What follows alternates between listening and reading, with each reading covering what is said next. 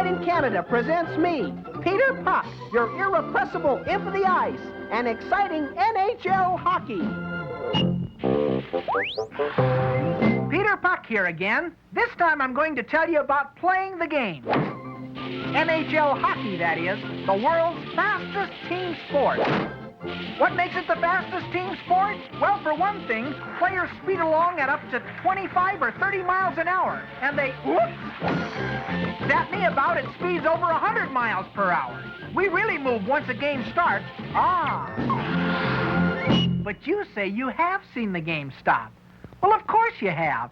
But the only time it will stop is because of a penalty, or if someone is called offside, or if someone does what we called icing the puck. First, let's take a look at the rink. The game starts right here at the center face-off circle, like this. The referee drops little old me onto the ice between the two opposing centers. Hi, guys. Now, easy does it, fellas. This is only a demonstration, you know. Oops! Wow! And the game is on! Oops! Hey, ow! Ouch! Oh, why didn't I listen to my mother and become a bicycle tire? Oops! Ouch! Or an eraser! Hold it! Whoa! Enough of the face-off. Now for the offsides that stop the game. We have two types of offside infractions. First, there's what we call offside at the blue line. The puck, that's me, must always precede the attacking players across the opponent's blue line. I can be stick-handled across, passed across, or shot across. Oops, just as long as it's me first. However,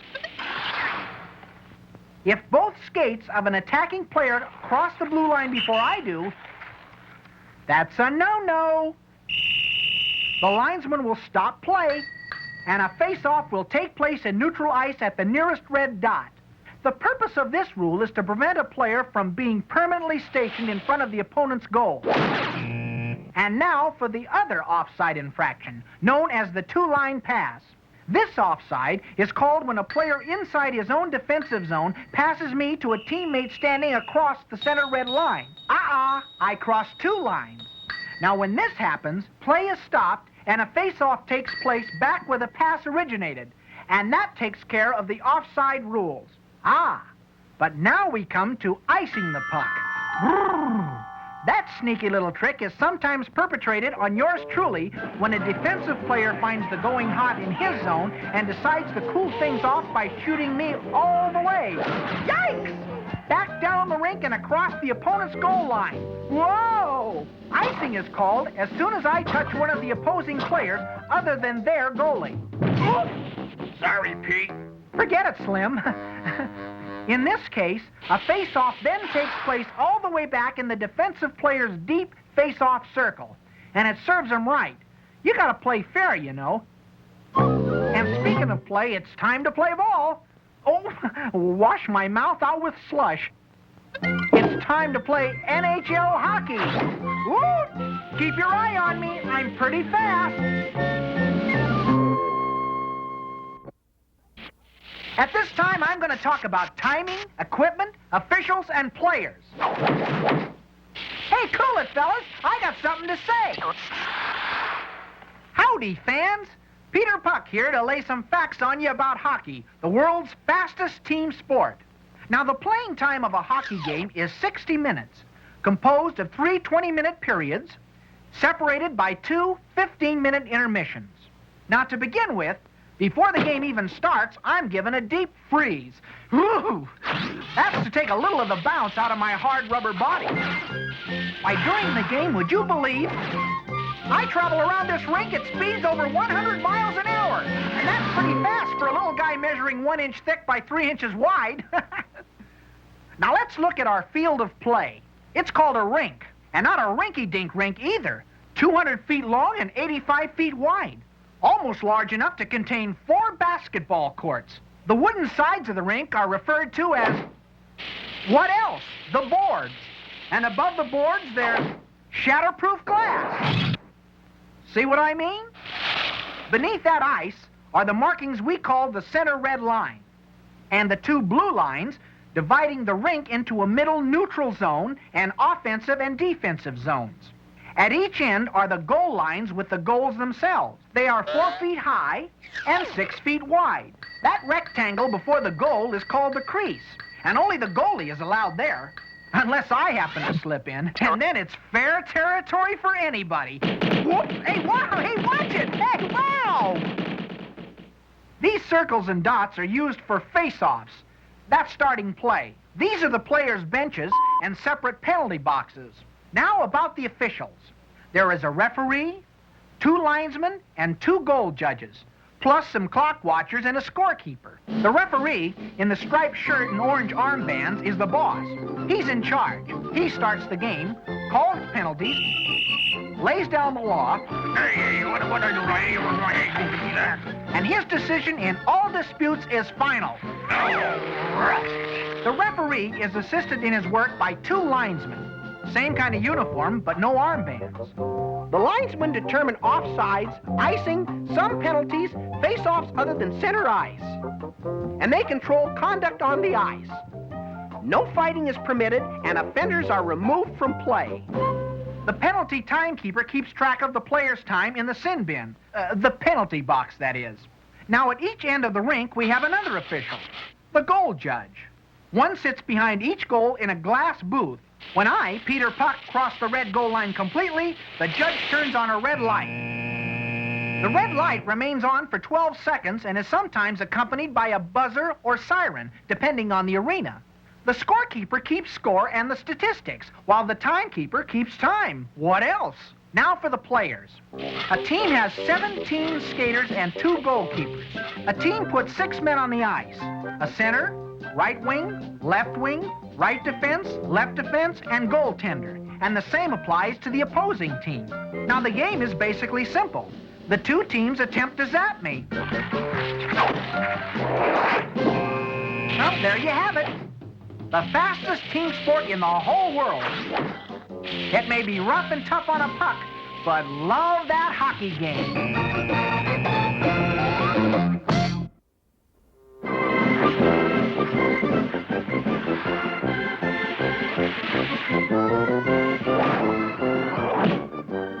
Nice save, fella.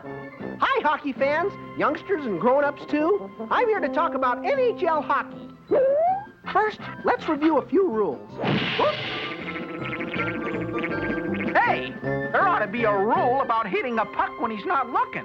First, I've been telling you that NHL hockey is the world's fastest team sport. Oops. Well, believe it or not, there are some rules designed to make it even faster. For example, if a player is tagged for a rule infraction and does not proceed directly to the penalty box, his team will be charged with a 2-minute bench minor penalty.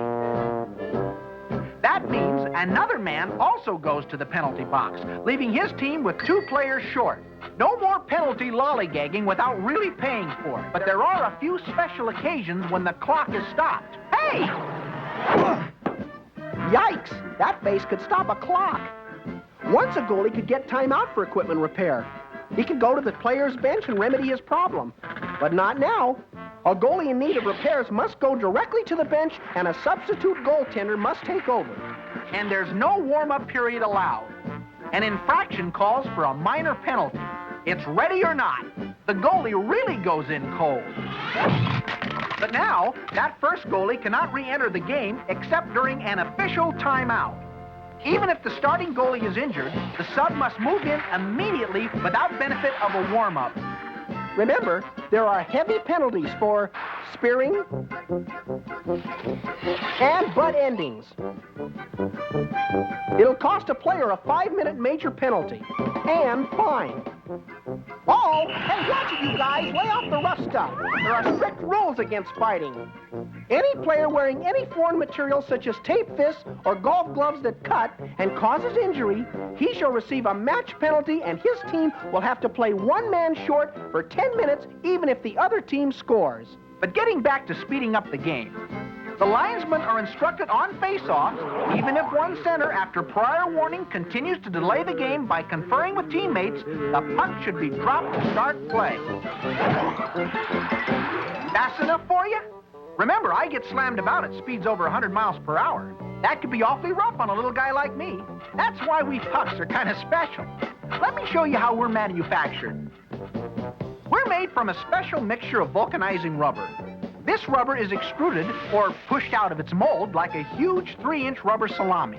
Individual pucks are cut off as 1-inch slices. These slices, my relatives, are put in a vulcanizing tray. Team insignias are spotted in place. Then the tray cover is secured and 2,000 pounds of pressure is applied while we bake for 20 minutes. Now we're a bunch of hard rubber cookies ready for finishing. Hard edges are beveled off and then moved on to tender loving care in final polishing so that we weigh between 5.5 to 6 ounces. The last touch is the stamping of the NHL insignia, and a new season has its supply of hockey pucks. And by the way, did you know that about 30 of us are refrigerated before every game? It's a cold business, folks. But enough about me. Did you ever wonder how hockey skates are built? Well, you know they have to be very strong. First, the blades are stamped out of steel plate, but even then, this metal needs to be toughened up in a furnace where the blades are heated to 1,550 degrees. Then they are cooled in an oil bath. A second furnace gives the blades their final strength. Other parts are stamped from thinner, pre-hardened steel. These are formed into the tube, the posts, and the heel and sole plates. The blade is fitted into the tube and spot welded. Parts are set into position, then spot welded in place to form the skate. Now it receives a copper dip. This is followed by a solder dip. It is now ready for the final hand soldering of all the joints. It then goes through a series of polishing and grinding operations. A linear polyethylene protective cap is set on the blade heel. After a thorough testing, the skate is ready to be riveted to the shoe. Then an inside sanitizing, a toe stain, and a lacquer spray puts the final touch to this quality product that soon will be chasing me about the ice, worn by a fellow hitting at me with a stick. At one time, a hockey stick was a crooked-shaped tree branch, but today it's a highly sophisticated, scientifically designed piece of sports equipment. It still comes from a tree. Ash is regarded as the ideal wood. After over a year of curing, it is ready for manufacturing. The shaft is rough cut to shape and weighted for flexibility. The blade section is rough cut and set into a groove on the shaft. After gluing, the unit is ready for final sawing and sanding to desired shape. The stick receives fiberglass coating for additional strength, and it's ready to whack you-know-who about the rink. Each game will see me being slammed about the rink, and dozens of times toward the goal nets. Of course, that's what hockey's all about. The goalie's job is to keep me from going in for a score. There are a number of terms for how a goalie stops me. This is a stick save, a glove save, a skate save, a blocking pad save with the plastic waffle. That's the shield on the stick glove. A leg pad save. And smothering. That's really laying it on me. Oh, hey, nice save, fella, but I wish you'd lose a little weight. Wow. Actually, I'm built to take a lot of hard, fast action. Oof. See what I mean? Oops. See you around the rink.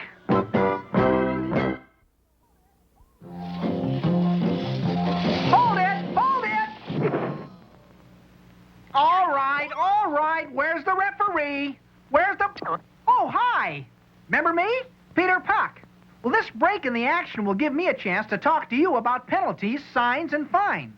As you know, the head man of a hockey game is the referee. Uh-oh, he's calling a penalty.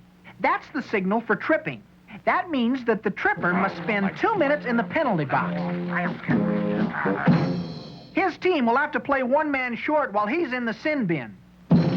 However, since tripping is a minor penalty unless an injury results, the penalty time could be shorter.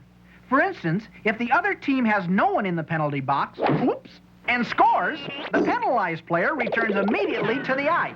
Here are some of the most common minor penalties and referee signals. Hooking. That's using the stick to impede an opponent's progress. Elbowing. Hitting an opponent with the elbow.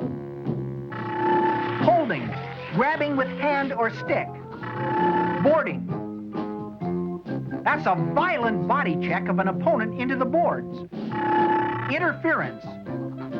Impeding a player not playing the puck. High sticking. Using the stick above the shoulder line.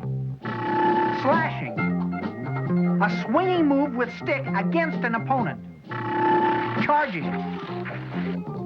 Taking more than 2 strides before hitting. And then there's cross-checking. And butt ending. But these are minor penalties. However, if the referee thinks it was an attempt to injure, any minor penalty can be called a major penalty, and that means 5 minutes in the penalty pokey. And the penalized player cannot return to the game even if his team is scored on. Now we get into some time and money penalties. Using abusive language or gestures to officials is misconduct. The referee's signaling misconduct. That's a 10-minute player penalty and a fine. However, a teammate may be sent in to take his place and his team does not play shorthanded. It's usually a major penalty and a fine for spearing or attempting to jab an opponent with the end of the stick. And then there's match penalty. If a player deliberately injures an opponent, he's expelled for the balance of the game, and That'll be a fine, too. depending on the severity of the injury, a team plays shorthanded for 5 or 10 minutes. Here's a different tripping penalty. If a player in possession of the puck has no other opponent to get past except the goalie, after he has crossed the red center line and is tripped, a penalty shot is awarded the fouled player unless he's injured. Then a designated teammate may take the shot for him. All players leave the ice except the goalie and the shooter. And then they place me on the center face-off spot, and the shooter has a go at a goal. This one-on-one is considered the most exciting play in hockey. When the shooter thinks he's close enough, he gives me his best shot! Love that hockey game!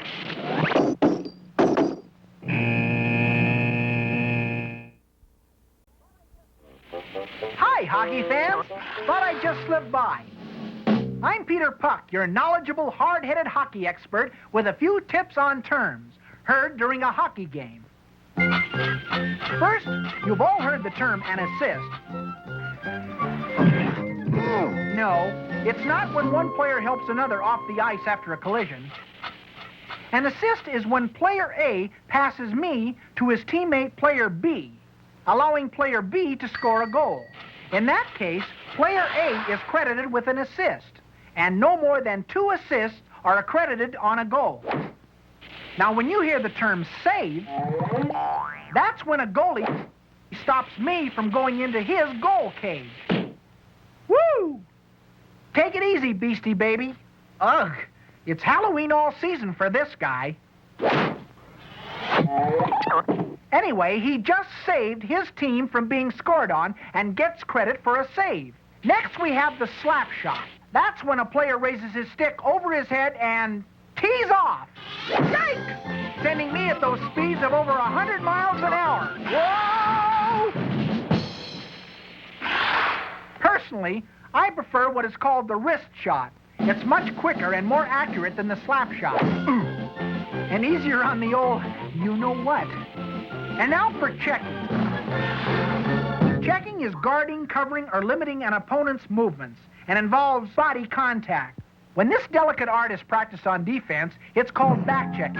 And when done on offense, it's called forechecking. And when checking is practiced on me, like so, this is called sweep checking. How sweep it is. Hi, fella. It's a little hockey fun there. When a player uses his stick to poke me away from an opponent, oops, that's called poke checking. That's smart. And now, have you ever seen a player just sort of skate off and leave me behind to be picked up by his teammate?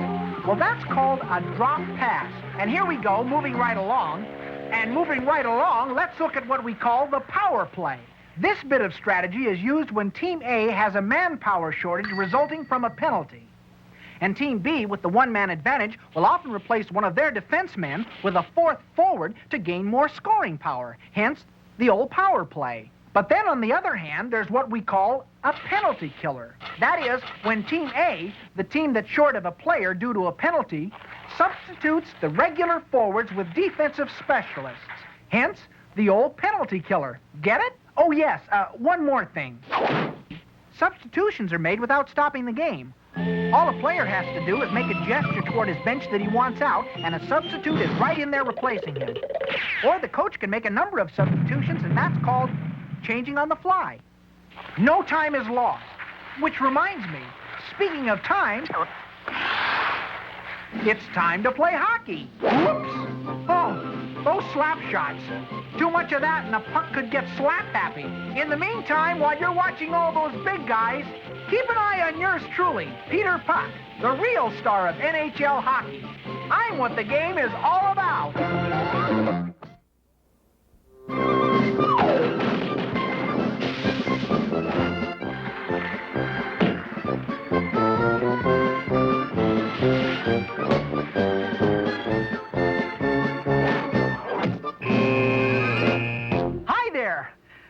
Action, hockey fans.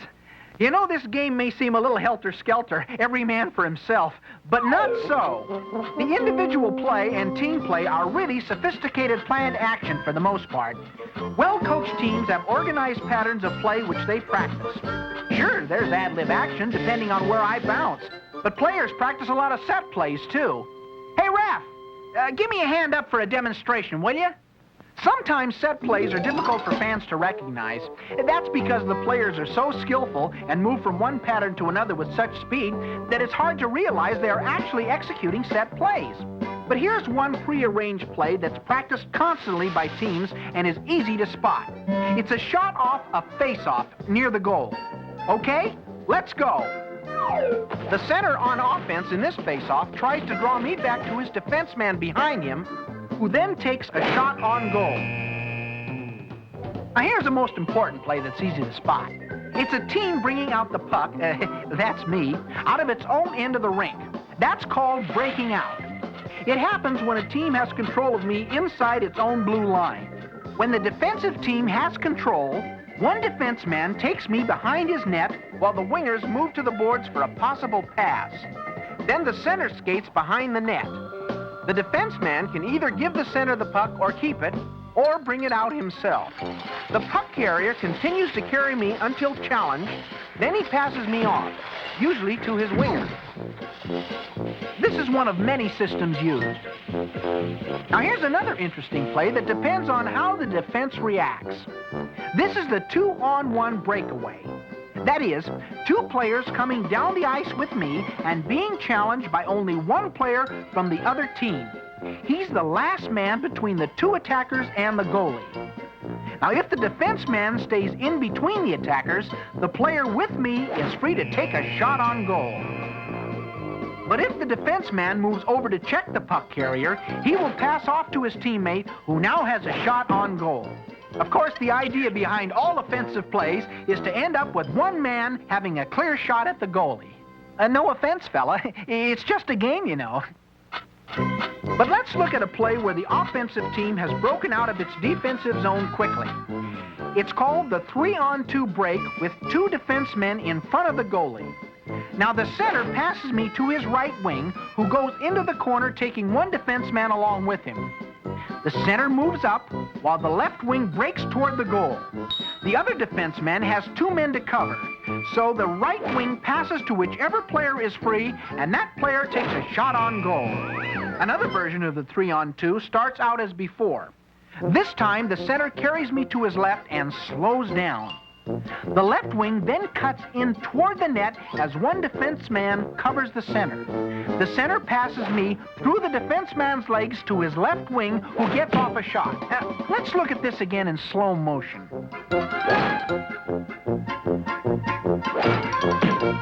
Okay, now here's a third possibility, starting out with me carried by the center. But he drops me, that's a drop pass, moves to the right, pulling a defenseman with him, while the left wing does the same. Then the right wing cuts to the middle, finds me waiting, and takes his shot.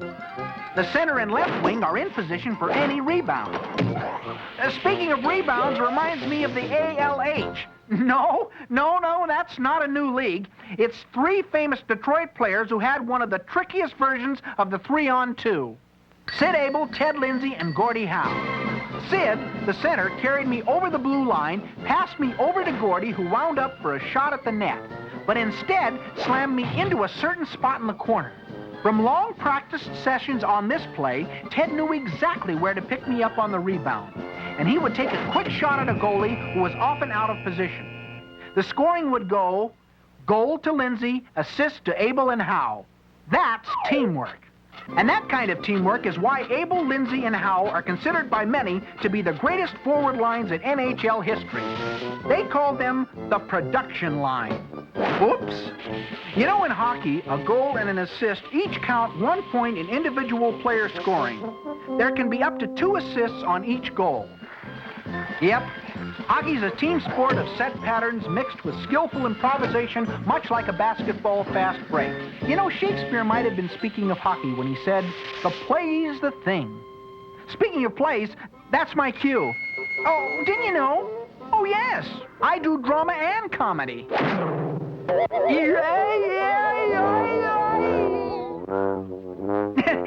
Kind of slapstick. On someone who is slap shot. Get it? Yeah. Uh-oh. See you later, folks. I'm on. Yikes! Okay, let's go. Oops. Hey! Ooh! Watch it! Yikes!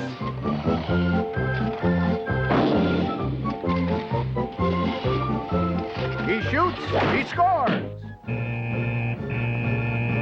Well, you can't win them all. Nice try, goalie. Better luck next time. Thanks, Pete. Hi, kids. You know, all season long, you see lots of great hockey in the NHL, and each team is trying for enough wins to be champs of their division and then to get into the playoffs, where they go for the Big Apple, the granddaddy of all hockey awards, the oldest trophy competed for by professional athletes in North America. Sure, you guessed it, the Stanley Cup. This trophy has a great history, and we'll give it the special attention it deserves when we tell the Stanley Cup story. But now I'd like to talk about 12 other important awards in the NHL. Way back in 1924, His Royal Highness, the Prince of Wales, donated this trophy to the National Hockey League. At one time, it was awarded to the Old American Division winner, then to the NHL champion. But now, it goes to the division winner of the Prince of Wales Conference. In 1968, the NHL club members presented a trophy in recognition of the services of Hockey Hall of Fame member Clarence S. Campbell. And in the conference bearing his name, the division winner gets the Clarence S. Campbell Bowl. This trophy is a hallmark piece. It's made of sterling silver and was crafted by a British silversmith back in 1878. Wow, that's an oldie. For the player adjudged to be the most valuable to his team, the NHL presents the Hart Memorial Trophy. The original, presented to the NHL in 1923 by Dr. David Hart, was retired to the Hockey Hall of Fame in 1960. This annual award winner is selected by the Writers Association in the NHL cities. They also select Best All-Around Defensive Player in that position. Oops.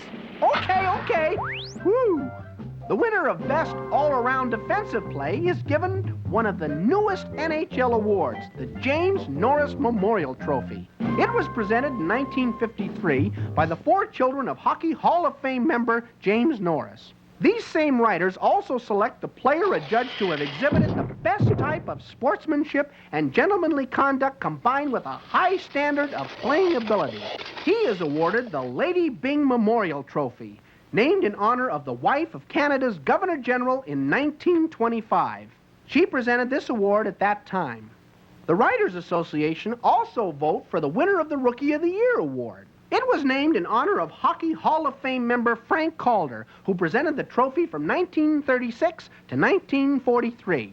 This trophy goes to the player selected as the most proficient in his first year of competition in the NHL. When it's all said and done, though, the game of hockey is attempting to score, zapping me into the opponent's goal. The player who rings the bell the most in the league during the regular season is given the Art Ross Trophy.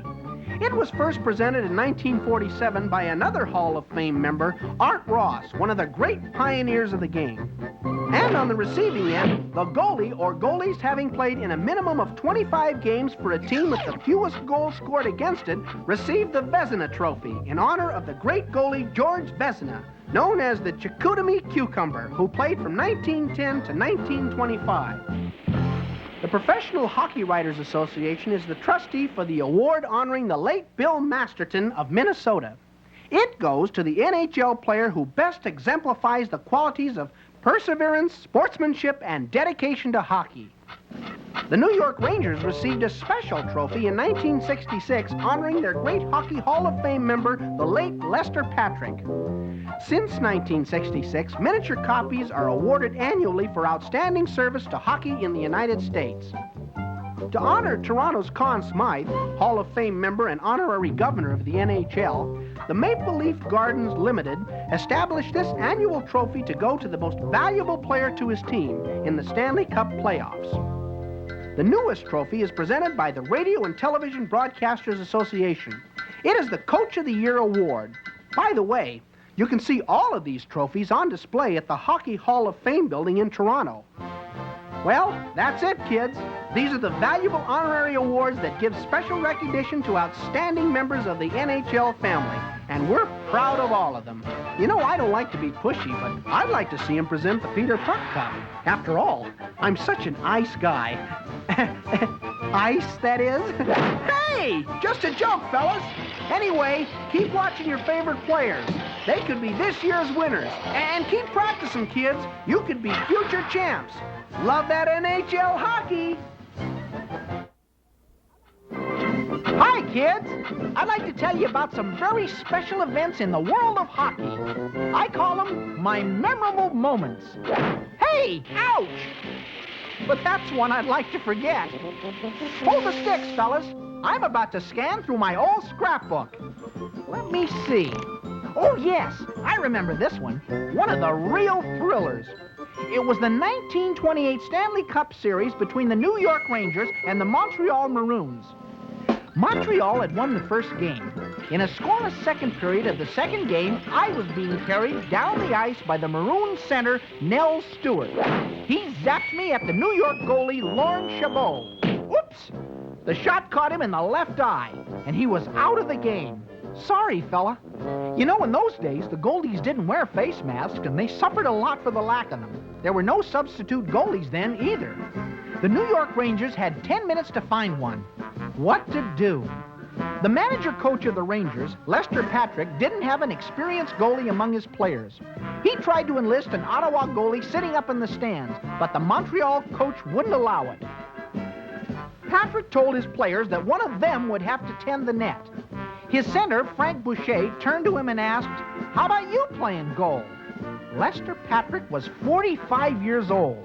He had been long since retired as a player, but he had experienced brief goaltending fill-ins in emergencies. This was a biggie. He would have to do it.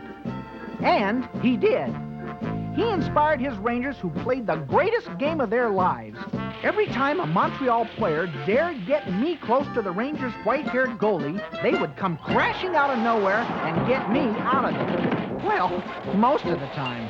Patrick had blocked a lot of shots, and his Rangers had put them in a 1-0 lead in the third period.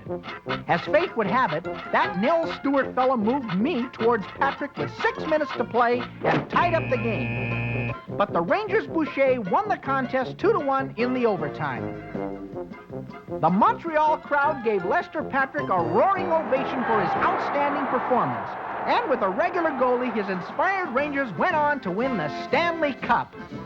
But Hall of Famer Lester Patrick had provided hockey with one of its memorable moments. But there are more, lots more. Way back in 1936, in the Stanley Cup first-round playoff between the Montreal Maroons and the Detroit Red Wings, there was a marathon game. The regulation contest ended tied 0-0, so they went into overtime. I remember it well.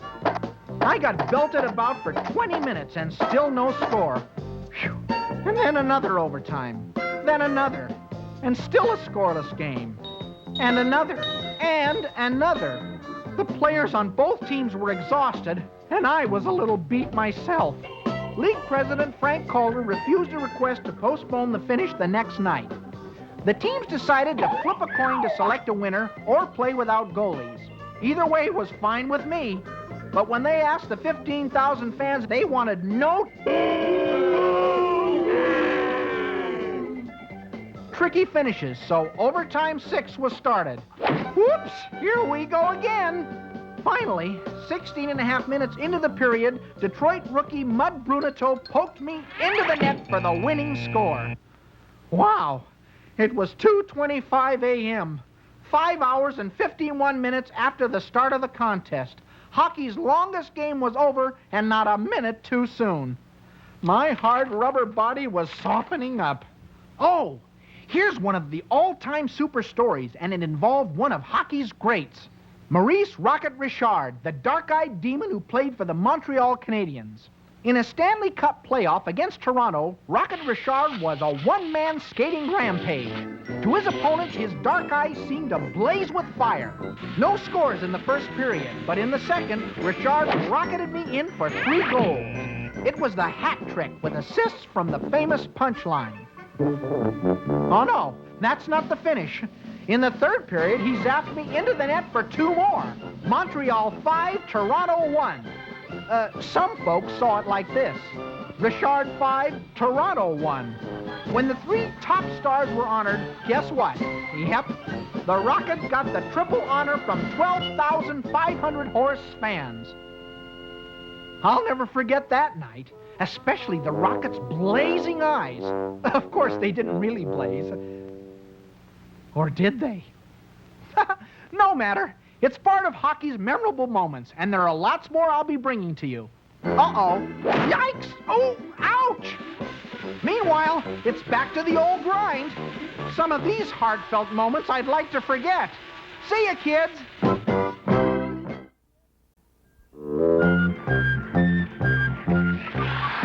Howdy, hockey fans. It's your old poke-check professor, Peter Puck, with a few interesting items about one of the real old mugs of hockey.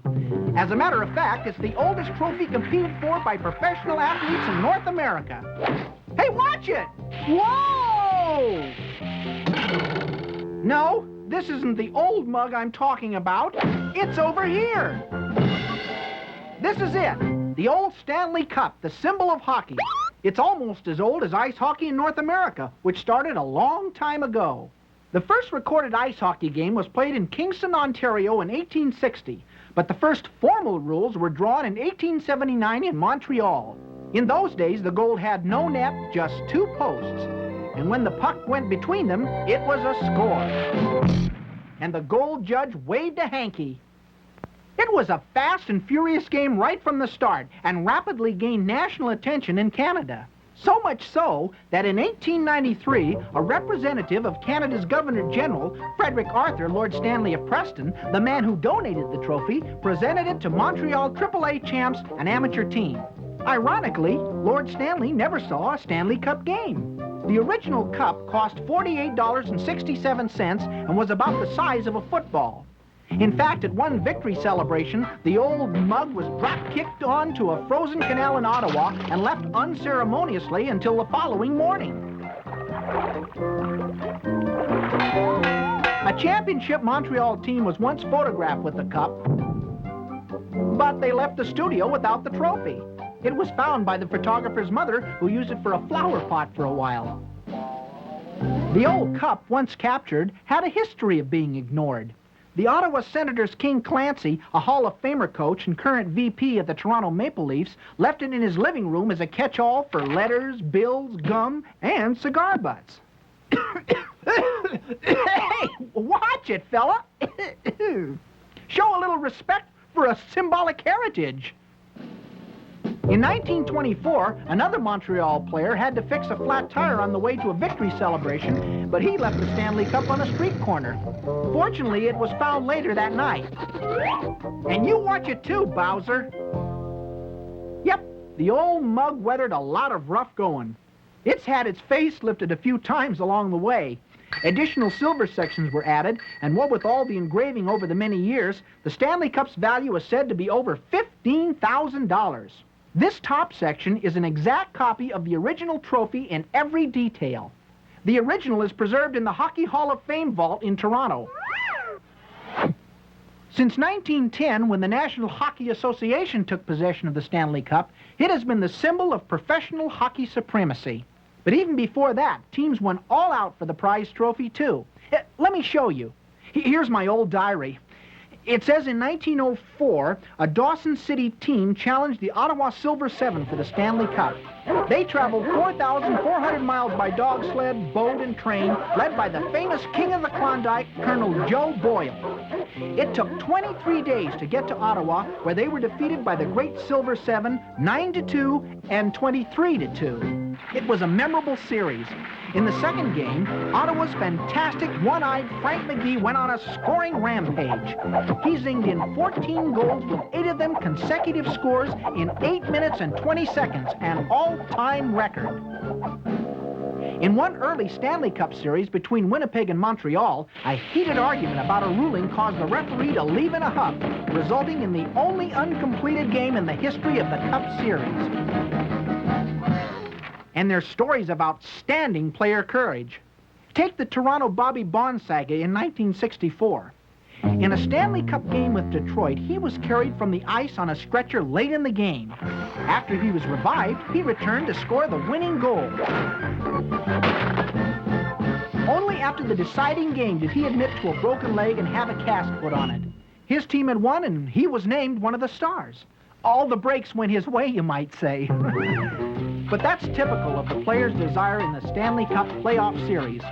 Since 1917, the National Hockey League has competed for the Cup and has done so exclusively since 1926. It is awarded annually to the team winning the best-of-7 championship playoff rounds. The oldest award competed for by professional athletes in North America, the Stanley Cup. So, let's get on with the show. The world's fastest team sport. It's NHL time. Whoops! Keep your eye on me, folks.